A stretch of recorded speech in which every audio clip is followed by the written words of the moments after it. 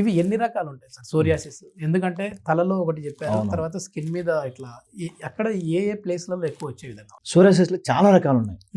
ఏందో ముఖ్యం మనం చెప్పాలంటే మనం వచ్చే పార్ట్ బట్టి అది ఉంటుంది అన్నమాట. ఓకే. ఫర్ ఎగ్జాంపుల్ తలకు వస్తే స్కాల్ప్ సోరియాసిస్ అంటారు, నెయిల్స్ కి వస్తే నెయిల్ సోరియాసిస్ అంటారు, Okay. కాళ్ళకు చేతులకు వస్తే పామార్ ప్లాంటర్ సోరియాసిస్ అంటారు. Okay okay. ఇక్కడ కొంచెం ఫోల్డ్స్ లో వస్తుంది, సంకలలో ఇక్కడ ఫోల్డ్స్ ఎక్కడ ఉండే స్కిన్ ఫోల్డ్స్ దగ్గర వస్తే ఇన్వాసివ్ సోరియాసిస్ అంటారు.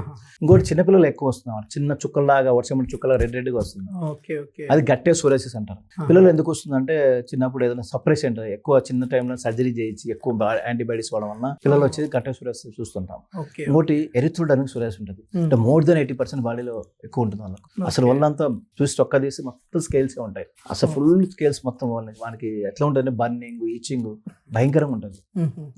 ఈ తర్వాత వచ్చేసి ఇంకా మెయిన్ గా మనం చాలా మంది సఫర్ అయ్యేదంటే సోరియాటిక్ ఆర్థరైటిస్, జాయింట్స్ లో వస్తుంది. అంటే సివియర్ అయిపోయినాక జాయింట్స్ వస్తాయి. అంటే పైన కనిపిస్తుంది సార్ వాళ్ళకి కొంతమంది కనిపిస్తుంది, అంటే కొంతమంది స్వాన్ నెక్ డిఫార్మిటీ ఇట్లా వంగిపోయి ఉంటాయి, ఇట్లా సైడ్ కి ఇట్లా వచ్చేసి ఉంటాయి, ఇట్లా వంగిపోయి ఉంటాయి, లోపల కాట్లే. కొద్దిమంది మనం చూస్తూ ఉంటాము కాళ్ళు వాళ్ళకి తెలియకుండానే ఇట్లా మొత్తం ఇట్లా వెళ్ళిపోతా ఉంటాయి సార్. అవునవును, ఇట్లా వెళ్ళిపోతా ఉంటాయి. అది సోరియాసిస్ దాంట్లో ఇది కూడా ఒక అదే స్వాన్ నెక్ డిఫార్మిటీ అంటారు. అది అంటే షేప్ మొత్తం ఇట్లా మన స్వాన్ అంటే బాతు మెడలాగా ఇట్లా వంగిపోతుంది, బాతు మెడలాగా వంగిపోతాయి అన్నమాట. దాని కష్టం రిప్లేస్, ఎందుకంటే స్టేజ్ దాటిపోయింటది అది. మనం కొత్తవి మళ్ళీ అలా కాకుండా చేయొచ్చు, కానీ మొత్తం సివియర్ ఎక్కువ ఉన్నట్టు వాళ్ళకు. అంటే వాళ్ళకి మెయిన్ అది మోకాలు నొప్పుల, కీళ్ళ నొప్పుల, లేకపోతే దీని వల్ల వచ్చిన నొప్పులు అనేది కూడా తెలియదు వాళ్ళకి. అంటే సోరియాసిస్ వాళ్ళకైతే ఐడియా ఉంటుంది. కొంతమంది సోరియాసిస్ తెలియకనే సోరియాసిస్ ఆర్థరైటిస్ వస్తారు కొంతమంది. అప్పుడు మన హిస్టరీ బయటపడుతుంది ట్రీట్మెంట్ వాళ్ళకి. అసలు చాలా బాగుంటుంది మనకి సోరియాటిక్ ఆర్థరైటిస్. మనం ఏంటంటే ఎట్లా ఇస్తాం అంటే కాన్స్టిట్యూషన్ ట్రీట్మెంట్ ఇస్తాం. అంటే వాళ్ళ ఫిజియలాజికల్ సింప్టమ్స్, వాళ్ళ క్లినికల్ ఫీచర్స్, వాళ్ళ పెథలాజికల్ సింప్టమ్స్, వాళ్ళ లొకేషన్, వాళ్ళ బిహేవియర్, ఇవన్నీ మనం తీసుకొని వాళ్ళ ఇష్టాలు తీసుకొని మనం ఒక డ్రగ్ సెలెక్ట్ చేస్తాం. అది కాన్స్టిట్యూషన్ ఎబిలిటీ అంటారు. ఆ డ్రగ్ మనకు సూట్ అయితే మనకి అన్ని రకాల జబ్బులు తగ్గిపోతాయి. అంటే ఈ జాయింట్ పెయిన్సే కాదు, స్కిన్ ప్రాబ్లం కావచ్చు, అలర్జీస్ కావచ్చు, నేషనల్ అలర్జీస్ కావచ్చు, మనకి ఏ ప్రాబ్లం ఉన్నా పేషెంట్కి తగ్గిపోతుంది. ఓకే. కానీ వాడికి ఏంటి అనేది మొత్తం అంతా ఓపెన్ అవ్వాలి డాక్టర్తో.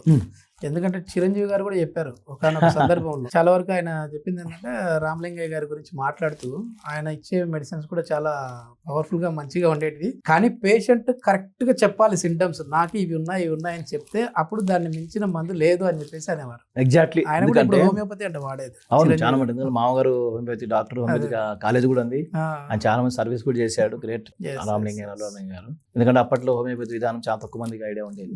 అప్పట్లో కాలేజ్ పెట్టి ట్రీట్మెంట్ ఇచ్చి సినిమాలంతా బిజీగా ఉన్న దానికి ప్రోత్సాహం చేశాడు.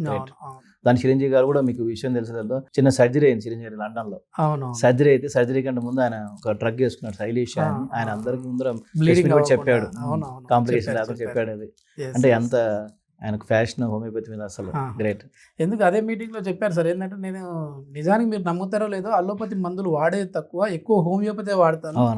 అందరూ హోమియోపతి నిదానంగా తగ్గుతుంది ఈ రోజు వాడితే ఎప్పుడో 10 ఏళ్ళకి దాని ట్రీట్మెంట్ పనితీరు కనపడుతుంది అంటారు. కానీ అట్లా కాదు, మాకు కరెక్ట్గా medicine right remedy correct doctor ఉన్నాడంటే వెంటనే తగ్గిపోతుంది అంటుంటారు. కరెక్ట్ మీరు చెప్పి, ఎందుకంటే పేషెంట్ కోఆపరేషన్ అంటే మనం కేస్ టేకింగ్లో అన్ని ఓపెన్ అయి చెప్పాలి. ఎవ్రీథింగ్, అంటే మెంటాలిటీ కావచ్చు, సెక్సువల్ హిస్టరీ కావచ్చు, ఏదైనా సరే ఓకే అన్ని ఓపెన్ అయి చెప్పేస్తే దానికి మంచి డ్రగ్ మనం తీసుకొని బాగుంటుంది. ఓకే. ఇప్పుడు మెయిన్ ఎండాకాలం వచ్చేసింది సార్. ఈ ఎండాకాలంలో చర్మం అనేది పొడిబారిపోతూ ఉంటుంది. సో ఈ సోరియాసిస్ రావడానికి ప్రధాన కారణము చర్మం అనేది పొడిబారడము. ఆ పొడిబారిన తర్వాత కూడా ఇది సోరియాసిస్ కి వస్తుంది అని అంటుంటారు. అది ఎంతవరకు నిజం సార్? అది చాలా మందికి సోరియాసిస్ అనేది వింటర్ లో వస్తుంది. వింటర్ లో ఎక్కువ అవుతుంది, అంటే ఎప్పుడైనా రావచ్చు. ఎక్కువ ఎందుకంటే డ్రై ఎందుకు అవుతుంది అంటే ఈ చల్లగాలికి ఎక్కువ డ్రై అవుతుంది. అప్పుడు అందుకు మాయిశ్చరైజర్ వాడుతుంటారు ఎక్కువ. ఈ ఎండాకాలంలో చాలా మంది 80% వరకు ఎండాకాలం తక్కువే ఉంటుంది. 20% మాత్రం కొంచెం ఎండలు ఎక్కువ అవుతుంది. సమ్మర్ లో వేడి వల్ల ఎక్కువ అవుతుంది కొంతమంది 20%. వాళ్ళు కొద్దిగా ఇబ్బంది పడతారు. లేదంటే కొంచెం సమ్మర్ లో కొంచెం హ్యాపీనే ఉంటారు, అంటే ఎక్కువ ప్రోగ్రెస్ కాదు డిసీజ్. ఇచ్చింగ్ తక్కువ ఉంటుంది, కాంప్లికేషన్స్ తక్కువ ఉంటాయి. ఓకే. ఇప్పుడు చాలా మంది చెమటలు ఎక్కువ పడుతున్నాయని చెప్పేసి అసలు చెమటలే పట్టకుండా ఎప్పుడు ఏసీలో కూర్చుంటూ ఉంటారు.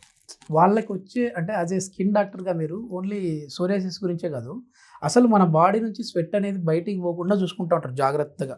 సో అట్లాంటి వాళ్ళకి కూడా స్కిన్ డిసీజ్ వస్తాయా సార్? అదే అలా అని కాదు, ఒక్కొక్క నేచర్ అన్నమాట, ఒక్కొక్కరికి బాడీ తత్వం వేరే ఉంటుంది. కొంతమంది స్వెట్ గ్లాన్స్ ఎక్కువ ఉంటాయి, కొంత తక్కువ ఉంటాయి. న్యాచురల్గా బయటికి వెళ్ళిపోవాల్సిందే కొంచెం ఉంటే కినా మనం న్యాచురల్గా దాన్ని ఆపనికంటూ ఏమి ఉండదు, మ్మ్. ఆటోమేటిక్గా అది ఏదో టైంలో బయటకు వచ్చేస్తుంది. ఓకే ఓకే కొంతమందికి రూమ్ లోనే బయటకు వస్తుంది, కొంత బయటకు వచ్చినప్పుడు వస్తుంది. అది డిపెండ్స్ అనమాట, ఇండివిజువాలిటీ ఉంటుంది. ఓకే ఏదైనా మామూలు యూరిన్ రూపంలో అయినా వచ్చేసారు ఎట్లయినా ఇట్లా రావాల్సిందే ఎక్స్పీరియన్స్ బయటికి. అవుతుంది, అది బయటకు వచ్చేస్తుంది. Okay okay